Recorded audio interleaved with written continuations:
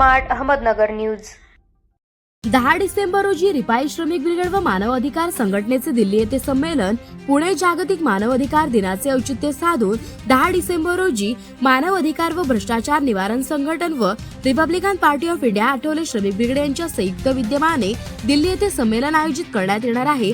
याबाबतचा ठराव रिपब्लिकन श्रमिक ब्रिगेडचे प्रदेशाध्यक्ष व मानव अधिकार व भ्रष्टाचार निवारण संघटनेचे अध्यक्ष डॉक्टर सतीश केदारी यांच्या अध्यक्षतेखाली संपन्न झालेल्या मीटिंगमध्ये टाळ्यांच्या गजरात पारित करण्यात आला। रिपब्लिकन श्रमिक ब्रिगेड व मानव अधिकार व भ्रष्टाचार निवारण संघटन यांच्या संयुक्त मीटिंगचे आयोजन रविवार दिनांक 21/9/2025 रोजी सकाळी ठीक 11 वाजता सीएम इंटरनॅशनल स्कूल सभागृह बालेवाडी पुणे येथे करण्यात आले होते। यावेळी दोन्ही संघटनेच्या वतीने विविध ठराव सर्वानुमते मंजूर करण्यात आले।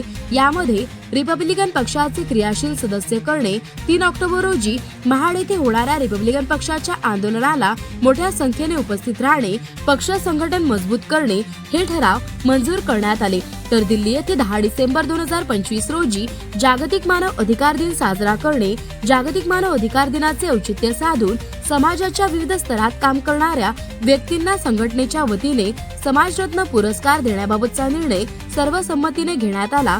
संघटनेच्या सभासदांच्या ओळखपत्राचे नूतनीकरण करणे तसेच पुरस्कारासाठी योग्य व्यक्तींची निवड करणे आदी विषयांवर गांभीर्याने चर्चा करण्यात आली। यावेळी दिल्ली येथे सांस्कृतिक कार्यक्रमाचे आयोजन करण्याचा निर्णय देखील घेण्यात आला होता।